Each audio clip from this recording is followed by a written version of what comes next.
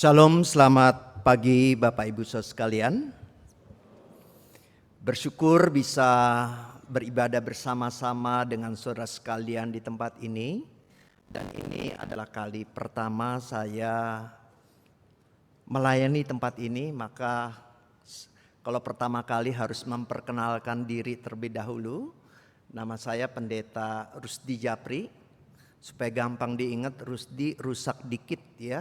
Japrinya jalur pribadi ya, rusak dikit jalur pribadi, Rusdi Japri. Saat ini saya melayani di Gereja Kristen Baptis Jakarta Jemaat Cengkareng ya.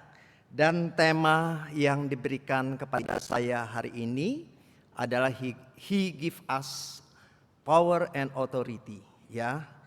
Kita bersama-sama membuka bagian firman Tuhan yang terambil dari Markus pasal yang ke-9. Markus pasal yang ke-9 kita melihat ayat yang ke-15 sampai yang ke-29. Kalau sudah mendapatkannya kita membacakannya bergantian. Yang ganjil dibacakan oleh saya, yang genap dibacakan oleh saudara sekalian. Pada waktu orang banyak itu melihat Yesus, tercenganglah mereka semua dan bergegas menyambut Dia.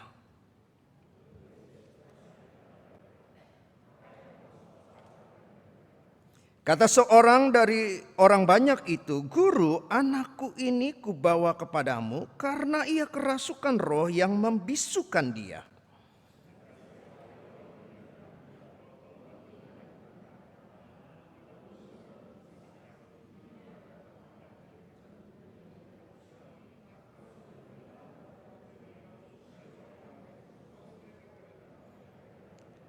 Maka kata Yesus kepada mereka, "Hai kamu angkatan yang tidak percaya, berapa lama lagi aku harus tinggal di antara kamu? Berapa lama lagi aku harus sabar terhadap kamu? Bawalah anak itu kemari."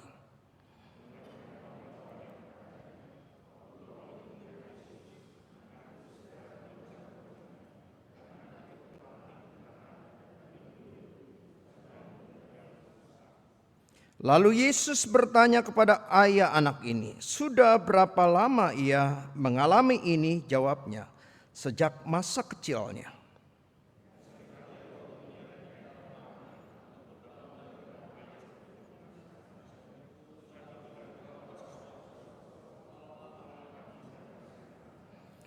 Jawab Yesus, "Katamu, jika engkau dapat, tidak ada yang mustahil bagi orang percaya."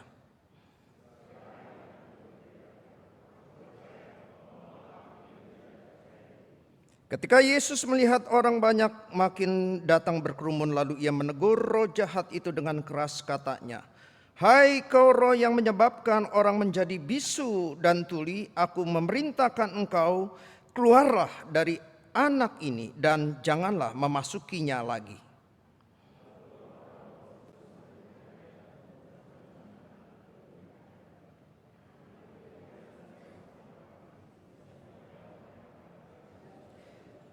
Tetapi Yesus memegang tangan anak itu dan membangunkannya, lalu ia bangkit sendiri.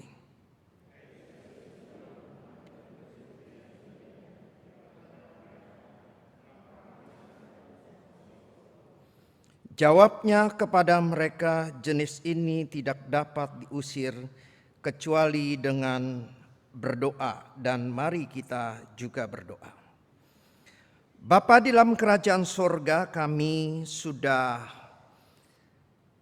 membaca sebagian dari kebenaran firman-Mu, dan kami akan bersama-sama mendengarkan kebenaran firman Tuhan yang disampaikan oleh hamba-Mu kepada setiap kami. Kiranya Roh-Mu yang kudus memimpin setiap kami, baik kami yang mendengarkan maupun hamba-Mu yang menyampaikan.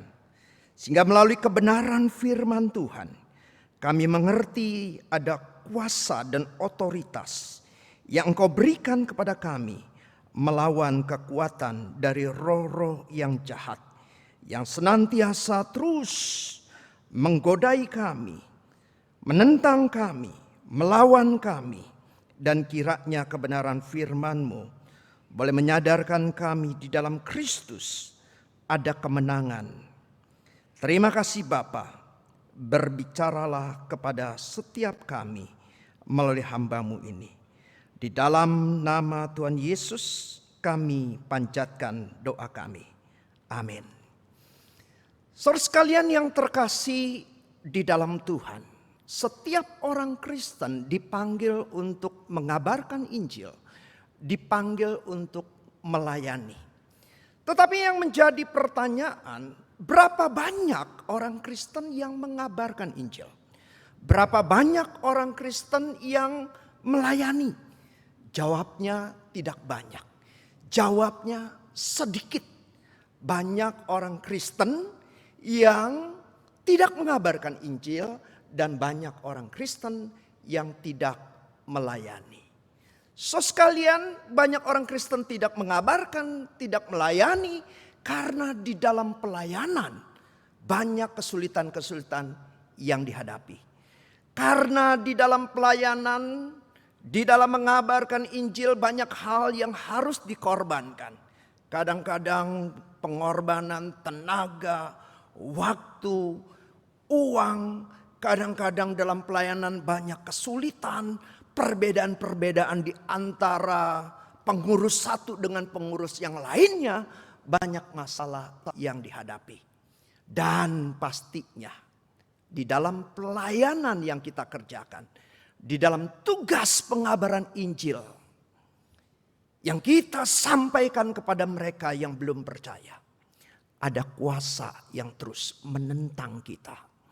Ada kuasa, yaitu kuasa dari iblis, kuasa dari setan-setan yang berusaha menggagalkan kita di dalam mengabarkan Injil maupun di dalam pelayanan.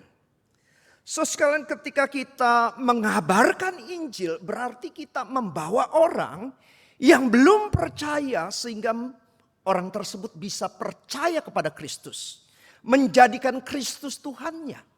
Dan oleh sebab itu so sekalian, iblis, setan-setan, roh-roh jahat pasti tidak suka akan hal ini. Mereka ingin supaya bukan Tuhan yang disembah, bukan Yesus yang disembah, tetapi diri mereka yang disembah. Mereka pasti menggagalkan. Akan menggagalkan ketika tugas pengabaran Injil disampaikan oleh kita kepada mereka yang belum mengenal Allah. Dan juga saudara sekalian, melayani itu adalah gaya hidup Yesus. Yesus pernah mengucapkan satu kalimat, "Aku datang bukan untuk dilayani, melainkan melayani dan menjadi tebusan bagi banyak orang." Yesus datang ke dalam dunia ini untuk apa? Untuk melayani kita. Bahkan mati di atas kayu salib. Dan ketika kita melayani, maka ini adalah gaya hidup Kristus. Dan pastinya, saudara sekalian, iblis dan setan-setan tidak akan suka jikalau ada orang Kristen yang meneladani Kristus dalam hidupnya. Oleh sebab itu, saudara sekalian, di dalam pengabaran Injil, di dalam tugas pelayanan, ada oknum, yaitu iblis dan setan-setan yang berusaha menggagalkan tugas pelayanan kita, mengagalkan tugas pelayanan kita. Ada tantangan yang kita hadapi. Kita akan berhadapan dengan iblis dan setan-setan. So sekalian, berhadapan itu bisa secara tidak langsung. Artinya saudara tidak berhadapan secara fisik. Dalam pengertian iblis tidak menampilkan fisiknya atau kita mendengarkan suaranya. Tetapi iblis bekerja dengan memberikan pikiran-pikiran negatif, menggoda kita supaya kita tidak menjalankan perintah Tuhan atau kita melakukan hal yang berdosa. kita bisa berhadapan dengan iblis dan setan-setan secara tidak langsung. Mungkin saudara sekalian pernah mendengarkan perumpamaan seorang penabur. Ada benih yang ditaburkan di tepi jalan. Ada benih yang ditaburkan di tanah berbatuan. Ada benih yang ditaburkan di tanah yang penuh dengan semak belukar. Dan ada benih yang ditaburkan di tanah yang subur. Saya tidak akan menjelaskan semuanya. Tetapi saudara sekalian, menarik dikatakan, benih yang ditaburkan di tepi jalan, ada burung yang mengambilnya. Dan Yesus memberikan penjelasan kepada kita semua. Benih yang ditaburkan di tepi jalan itu adalah firman yang disampaikan. Tetapi sebelum firman itu menimbulkan iman, dikatakan iblis datang untuk mengambilnya. Sekarang kapan kita memberitakan firman? Bukankah ketika kita mengabarkan Injil? Kapan kita memberitakan firman? Bukankah ketika kita melayani? Seperti tempat ini pemberitaan firman Tuhan disampaikan. Saya melayani saudara sekalian. Ada firman yang disampaikan untuk membawa saudara hidup lebih berkenan di hadapan Tuhan.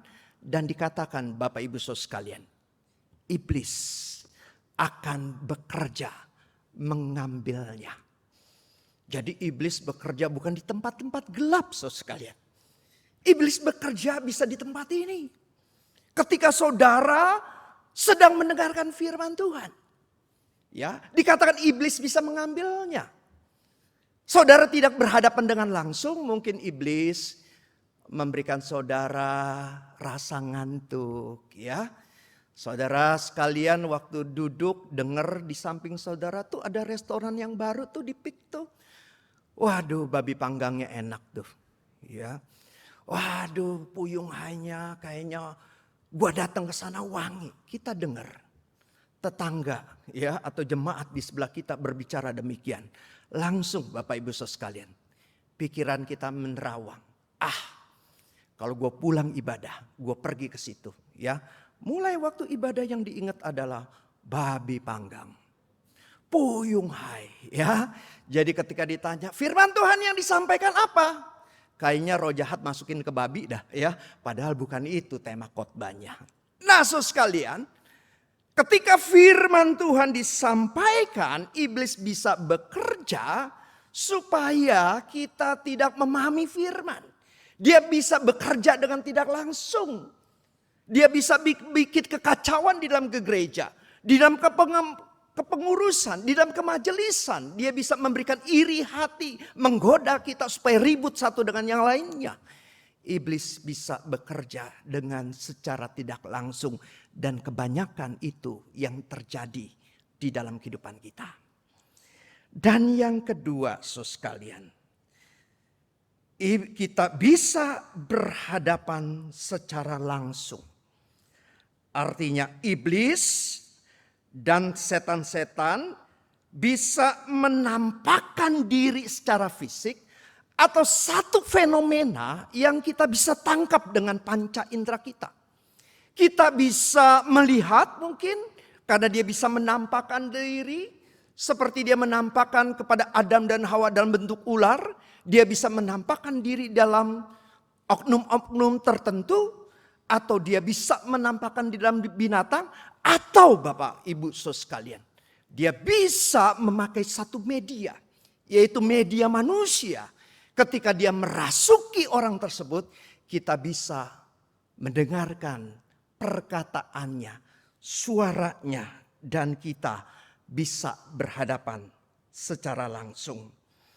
Sekali tantangan seperti inilah yang dihadapi oleh murid-murid Yesus. Murid-murid Yesus berhadapan langsung dengan roh jahat.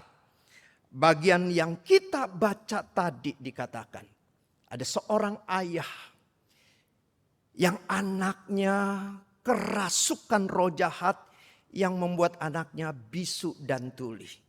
Dan kalau roh jahat itu menyerang anak ini, merasuki anak ini katakan terpelanting di tanah. berguling-guling di tanah, mulutnya keluar busa, dia kejang dan ada kertakan gigi keluar dari mulut anak ini. Begitu luar biasanya roh jahat ini mengganggu anak ini. Dan dikatakan Bapak Ibu Saudara sekalian, roh jahat itu sudah mengganggu anak ini sejak masa kecilnya. Mungkin sudah 5 tahun, mungkin 6 tahun, mungkin 10 tahun. Roh jahat ini senantiasa mengganggu anak ini. Maka mungkin ayah dari anak ini mendengar ada murid-murid Yesus di sana.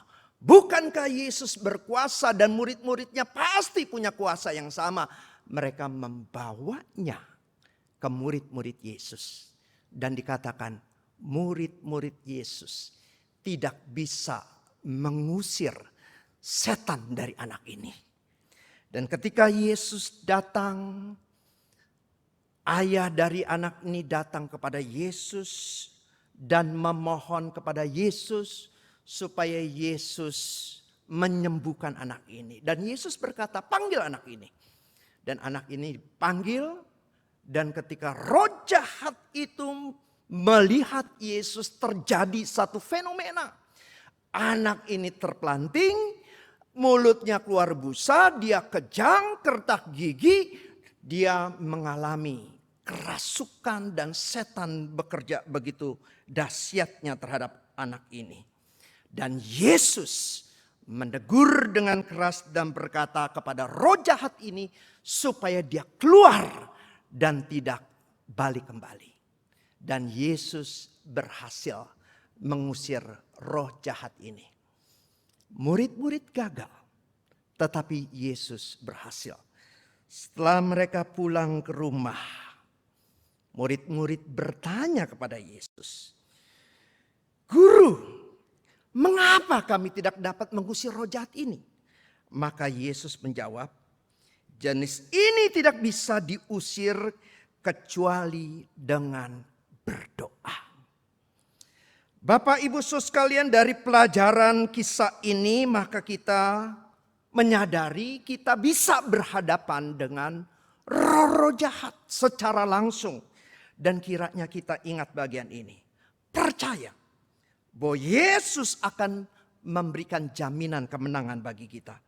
Dan kita bisa memperoleh kemenangan. Kemenangan kita diperoleh melalui doa. So sekalian, kalau saudara kedatangan orang, terus orang itu berkata kepada saudara, "Pak, datang ke rumah saya dong, Pak." Terus kita tanya, "Kenapa?" "Ada anggota keluarga saya kerasukan." Kira-kira Bapak Ibu Saudara sekalian, apa yang kita lakukan? Biasanya begini Bapak Ibu Saudara sekalian ya. Jemaat, kaum awam biasanya begini, termasuk jemaat saya.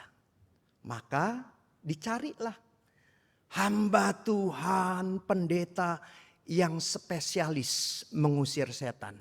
Ya, jadi ini ada pendeta-pendeta yang ada spesialisasinya, ya, sering berhadapan dengan setan, mengusir setan, membuang jimat dan sebagainya.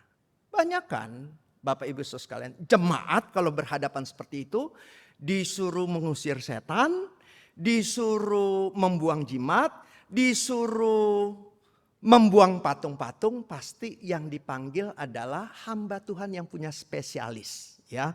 Mungkin Daud Tony begitu ya. Dipanggil. Atau Bapak Ibu Saudara sekalian, pendeta yang di gereja, hamba Tuhan yang ada di gereja yang dipanggil supaya mengusir setan. Kita nggak berani. Banyak jemaat yang takut kalau berhadapan seperti itu. Nah Bapak Ibu Saudara sekalian, kalau kita dalam kondisi yang demikian, kita berhadapan dengan roh-roh jahat. Apakah orang itu kerasukan, kita disuruh buang jimat, atau kita disuruh dibuang patung? Kiranya kita ingat Bapak Ibu Saudara sekalian, ada otoritas, ada kuasa yang Allah berikan kepada setiap kita yang percaya kepadanya. Otoritas itu bukan hanya diberikan orang-orang tertentu saja. Ya mungkin banyak orang Kristen yang beranggapan bahwa mengusir setan itu karunia. Ada pendeta karunia yang mengusir setan. Ya, ada pendeta yang punya karunia orang ini ada setan atau enggaknya gitu ya. Itu karunia. Jelas sekali bagian ini mengatakan tidak. Setiap kita yang percaya diberikan otoritas dan kuasa untuk melawan dan menaklukkan kuasa dari roh-roh jahat. Kiranya kita ingat jaminan yang Allah berikan kepada kita. Dan jaminan itu, Bapak Ibu Saudara sekalian, sudah sejak diberikan ketika manusia jatuh dalam dosa. Bukankah manusia jatuh dalam dosa karena digoda oleh iblis? Akhirnya manusia jatuh dalam dosa. Tetapi ketika manusia jatuh dalam dosa, tidak lama kemudian ketika Allah berbicara kepada Adam, Allah berbicara kepada Hawa, dan Allah berbicara kepada ular. Dan dia berkata, aku akan mengadakan permusuhan antara engkau dan perempuan itu. Antara keturunanmu dan keturunannya. Keturunannya akan meremukkan kepalamu dan engkau akan meremukkan tumitnya. Betul. Iblis itu kuasanya begitu hebat. Sehingga Adam pun jatuh dalam dosa. Tetapi kitab Kejadian ini di awal mula ini sudah jelas. Bahwa Kristus akan meremukkan kepala ular tersebut. Janji kemenangan. Dan di dalam Ibrani 2 ayat 14 sampai 15. Dikatakan bahwa iblis kuasanya sudah dihancurkan. Kuasanya sudah dilemahkan sedemikian rupa. Iblis sudah dikalahkan oleh Yesus di atas kayu salib. Bukankah kita yang percaya kepada Yesus memiliki otoritas seperti ini? Jadi berhadapan dengan setan, berhadapan dengan iblis, janji Yesus bukan mudah-mudahan kau menang. Tetapi janji dari Yesus adalah kemenangan itu adalah kemenangan yang pasti. Bapak Ibu Saudara sekalian, saya pernah punya pengalaman. Waktu saya melayani seseorang yang memegang jimat. Dalam pelayanan saya menghadapi orang-orang yang kerasukan itu tidak terlalu sering, mungkin 1-2 kali. Tidak terlalu banyak. Dan pada saat itu saya melayani orang yang memegang jimat. Sebelumnya ada satu pendeta yang datang, sudah buang patung-patung dan jimat-jimat yang ada. Tapi bapak ini merasa ada sesuatu yang mengganggu dia. Dia sulit untuk tidur, badannya selalu sakit. Dan akhirnya karena bapak ini punya kenalan, ya, punya saudara itu jemaat saya diminta untuk datang ke sana. Dia cerita, ya, apa yang menjadi penyebabnya dan dia menyimpulkan mungkin yang mengganggu dia ini adalah roh-roh jahat yang dikirim oleh saingan bisnisnya. Maka saya datang tuh. Saya datang dan saya coba periksa rumahnya. Ternyata betul ada satu jimat yang masih ada di ruangan tersebut. Saya ambil, saya bawa pulang, akhirnya di gereja saya bakar. Ya, jimatnya di depan gereja tuh ada pintu gereja, ya, dibakar di sana. Tetapi besoknya Bapak Ibu Saudara sekalian, tahu-tahu yang terjadi di ruang ibadah gereja kami ini ada pintu kaca yang tebalnya itu kurang lebih 3 cm. Dan esok harinya itu pintunya itu hancur. Saya pikir nggak mungkin. Ya, apa karena panas atau udah terlalu lama, kayaknya nggak mungkin. Tapi itu hancur. Nah Bapak Ibu Saudara sekalian, kalau kita dalam kondisi ini diundang sekali lagi untuk datang ke rumahnya, mau nggak? Pasti kita takut juga ya. Buang jimat aja pintu hancur. Wah, ngeri juga Bapak Ibu Saudara sekalian, ya. Tetapi saya percaya saya diingatkan tentang Ayub.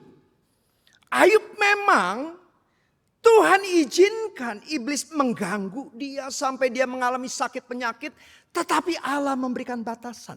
Jangan ambil nyawanya. Jadi kuasa dari setan diizinkan mungkin mengganggu kita. Tetapi kiranya kita ingat Tuhan memberikan batasan tertentu. Dan kuasa Tuhan lebih besar daripada kuasa dari si setan. Nah Bapak Ibu, akhirnya saya pergi juga. Saya doakan. Dan setelah itu memang tidak ada satu hal pun yang mengganggu saya. Sekarang kalau kita berhadapan dengan kuasa-kuasa setan. Kuasa-kuasa iblis, roh-roh jahat, kiranya kita ingat. Bahwa kita diberikan otoritas dan kuasa. Dan otoritas dan kuasa itu memberikan kita jaminan kemenangan. Dan janji kemenangan itu diperoleh melalui doa. Ada cerita seorang dipanggil ke satu rumah karena ada orang yang kerasukan setan. Maka orang ini pergi.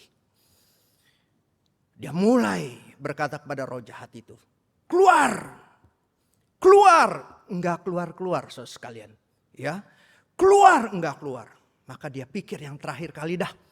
Dia datangi roh jahat itu terus berkata, aku perintahkan keluar. Kalau tidak keluar, saya yang keluar. Ya. Nah Bapak Ibu sekalian, kita nggak perlu sampai itu.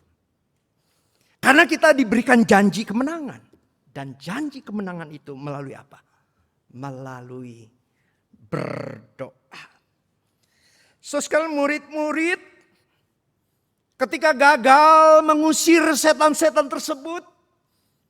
Dan bertanya kepada Yesus, mengapa kami tidak bisa mengusir roh jahat ini? Kata Yesus berkata kepada murid-muridnya, karena engkau tidak berdoa. Sekalian yang terkasih di dalam Tuhan. Kalau kita melawan iblis, melawan setan-setan, pasti kita kalah. Karena siapa sih setan-setan atau iblis? Nah Bapak Ibu sekalian, banyak orang Kristen nih yang masih menganggap ada setan-setan, ada iblis karena ada orang yang matinya mati gentayangan katanya ya. Karena kecelakaan, karena bunuh diri dan sebagainya. Mungkin saudara bilang, oh saya nggak percaya. Tetapi kalau saudara ke rumah duka, ya, terus saudara tahu bahwa yang meninggal itu karena mati gantung diri. Saudara pulang, malam-malam apa saudara sekalian? Jangan-jangan banyak orang Kristen yang takut ke WC. Wah ngeri nih. Padahal kan tidak ada hubungannya. Siapa sih setan? Siapakah iblis?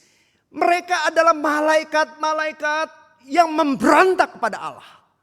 Mereka adalah malaikat-malaikat yang melawan Allah, yang ingin seperti Allah. Mereka adalah malaikat-malaikat yang dihukum oleh Allah, malaikat yang jatuh. Jelas sekali Bapak Ibu sekalian. Kalau kita berhadapan dengan setan-setan, siapa sih kita? Manusia yang berdosa. Siapa setan-setan itu? Malaikat yang pastinya kuasanya lebih besar daripada kita. Pinternya pinteran dia pastinya. Hebatnya hebatan dia. Bagaimana kita bisa menang? Ya saya umpamakan kita itu seperti lari sprint 100 meter. Lawannya Usain Bolt. Ya, pemenang olimpiade pemegang rekor dunia lari 100 meter. Bisa menang? Pasti kalah. Kalau di istilahnya bertinju, kita melawan Mike Tyson. Bisa menang? Pasti kita kalah. Ya, setan jauh lebih bijaksana, lebih kuat, lebih berkuasa dibandingkan kita. Tetapi Bapak Ibu sekalian, firman Tuhan mengatakan ketika kita melawan kuasa-kuasa kegelapan seperti itu, berhadapan orang yang memegang jimat, berhadapan dengan orang yang punya kuasa supranatural, melawan orang yang kerasukan setan, kita dijanjikan kemenangan dengan cara berdoa. Berdoa adalah menyadari diri kita adalah orang yang tidak mampu. Dan kita memohon pertolongan dari Tuhan. Murid-murid Bapak Ibu Saudara sekalian. Sebelumnya ketika Yesus mengutus mereka untuk melayani, untuk memberitakan kerajaan Allah. Mereka menyembuhkan orang yang sakit.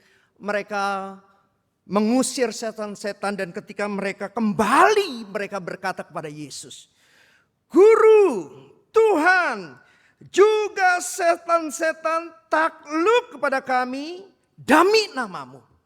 Mereka sebelumnya berhasil mengusir setan. Setan takluk kepada mereka, tetapi kepada anak ini mereka tidak bisa mengusir setan dari anak ini. Mengapa?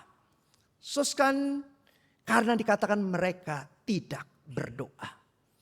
Seringkali Bapak Ibu sekalian, kita seperti itu. Ya, mungkin murid-murid pernah mengusir setan. Ini yang keberapa kali nih? Mungkin kelima kali, keenam kali. Ya, tetapi yang keenam kali mereka dikatakan tidak berdoa. Dan seringkali kita seperti itu Bapak Ibu. Waktu kita mungkin ditunjuk jadi guru sekolah minggu. Waduh, pertama kali cerita nih. Apa yang kita lakukan? Kita berdoa sungguh-sungguh. Tuhan tolong saya supaya saya bisa mengajar dengan baik. Ya. Yang kedua kali masih berdoa. Ketiga kali, jangan-jangan kelima kali. Bapak Ibu sekalian sudah lagi tidak berdoa untuk memohon kekuatan dari Tuhan mengajar sekolah minggu. Seorang guru Injil yang baru lulus disuruh berkhotbah. Wah, jangan-jangan Bapak Ibu sekalian dia doanya sungguh-sungguh. Tapi doa pelayanan keempat kali, 5 kali. Setelah banyak jam terbang, setelah pergi kemana-mana berkhotbah. Ditunjuk aja bisa maju berkhotbah. Tidak lagi perlu merasa pentingnya berdoa. Mungkin murid-murid seperti itu. Ketika mereka berhadapan dengan setan-setan, mereka mengandalkan pengalaman mereka. Mereka mengandalkan kekuatan mereka dan menyingkirkan Tuhan dan merasa tidak perlu berdoa. Dan mereka kalah. Tetapi Yesus menjanjikan kemenangan. Roh jahat ini tidak bisa diusir kecuali dengan berdoa. Berdoa itu adalah tanda kita tidak mampu. Tanda kita tidak berdaya. Lawan kita si iblis, setan-setan jauh lebih kuat dibandingkan kita. Tetapi ketika kita berdoa, kita tidak sendirian. Kita bersama-sama dengan Tuhan. Dan siapakah yang berani kuasa apapun yang berhadapan dengan Yesus? Roh jahat ini ketika melihat Yesus begitu ketakutannya. Oleh sebab itu Bapak Ibu sekalian, kita diberikan otoritas, diberikan kuasa kalau kita sungguh-sungguh berdoa. Menarik sekali Bapak Ibu sekalian ketika saya memperbandingkan 1 Petrus 5 ayat 18. Iblis digambarkan seperti singa yang mengaum-ngaum. Wah, pasti menakutkan. Ada singa yang mengaum-ngaum, siap menerkam kita. Wah, pasti menakutkan Bapak Ibu sekalian. Kita dekat ke kebun binatang, dekat singa, pasti ini mengerikan bagi kita. Tetapi dalam Yakobus 4 ayat 7 dikatakan, tunduklah kepada Allah, lawanlah iblis, maka ia akan lari ketakutan. Dia akan lari daripadamu. Jadi singa yang menakutkan itu akhirnya kalau kita tunduk dan berdoa kepada Allah, itu seperti kucing yang ketakutan. Bapak Ibu sekalian, otoritas dan kuasa diberikan kepada kita untuk berhadapan dengan kuasa-kuasa kegelapan. Dan otoritas itu ketika kita terima, ketika kita mau bergantung dan berdoa kepada Tuhan. Saya punya pengalaman. Waktu itu saya menjadi mahasiswa praktek, saya masih sekolah di sebuah sekolah teologi ya. Ada jemaat yang mengatakan bahwa saudaranya itu kalau menjelang maghrib itu diganggu oleh roh-roh jahat. Maka saya diminta untuk pergi ke sana. Dan waktu itu ada pendeta Joni Sucicahyono, ya Sugi Cahyono, itu teman kuliah sama saya. Dan kami pergi berdua ke sana. Nah waktu datang ya terus berbicara kepada bapak ini, ya terus diajak berdoa. Nah waktu itu memang menjelang maghrib. Ketika sebelum berdoa pendeta Joni itu menantang orang ini untuk menyebutkan nama Yesus. Ketika mau menyebutkan nama Yesus, dia mulai kesulitan. Dan akhirnya dengan susah payah dia bisa menyebut Yesus. Terus pendeta Joni itu bilang, Yesus dari Nazaret. Waktu disebutkan Yesus dari Nazaret, mulai dia gelagapan dan tidak bisa menyebutkan nama ini. Dan waktu itu kami berdoa.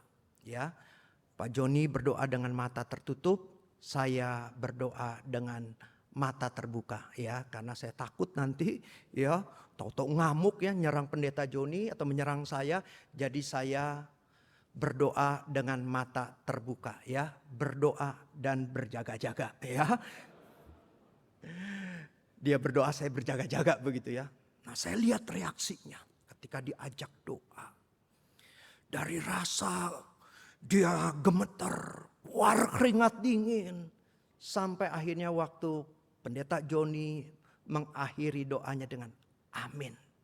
Saya melihat dia begitu tenang. Dan tidak lagi diganggu oleh roh jahat.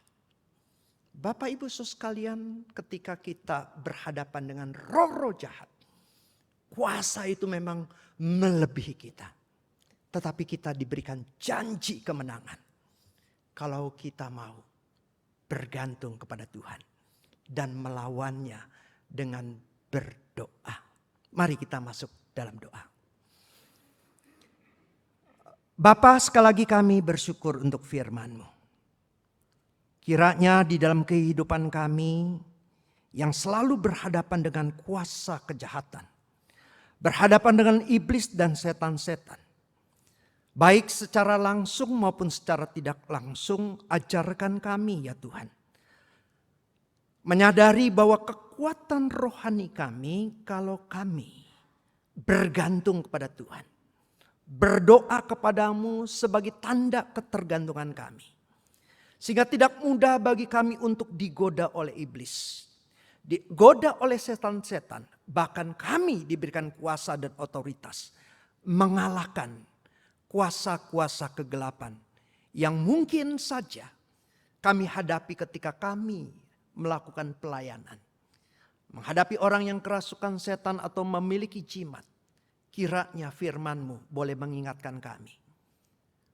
Kami berjalan bersama dengan Tuhan yang kuasanya melebihi apapun. Ajarkanlah kami untuk berdoa di hadapan Engkau. Terima kasih untuk firman-Mu. Di dalam nama Tuhan Yesus kami bersyukur dan kami berdoa. Amin.